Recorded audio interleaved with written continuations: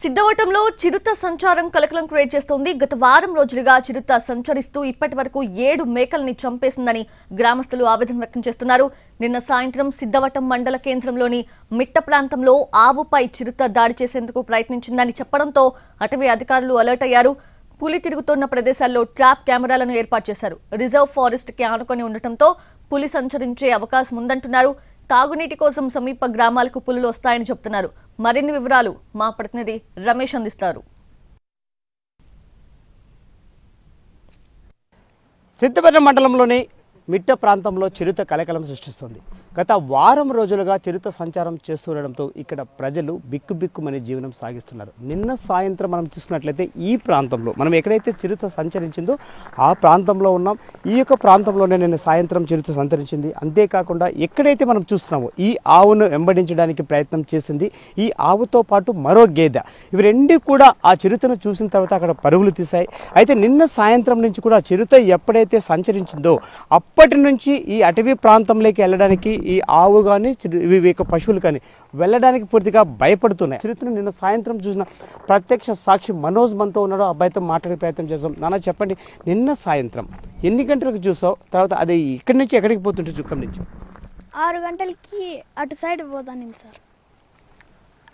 ఇవన్నీ పరిగెత్తినాయి. దూడొచ్చి అన్నీ భయపడి కూర్చునింది అంతే సార్.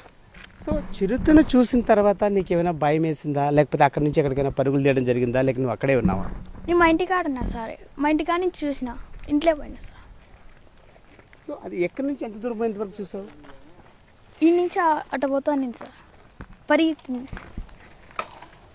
సో అయితే మనతో మాట్లాడడానికి మరికొంతమంది స్థానికులు ఉన్నారు. అమ్మ చెప్పండి, మీరు ప్రధానంగా మేకలు కావచ్చు, పశువులు కావచ్చు, ఈ యొక్క అటవీ ప్రాంతంలోకి తీసుకెళ్ళినప్పుడు ఈ మధ్య కాలంలో చిరుత ఏమైనా దాడి చేసి మేకలు కానీ పశువులు కానీ తినడం ఏమైనా జరిగిందా? మేకలు అయితే తిన్నాయి సార్ దండిగానే.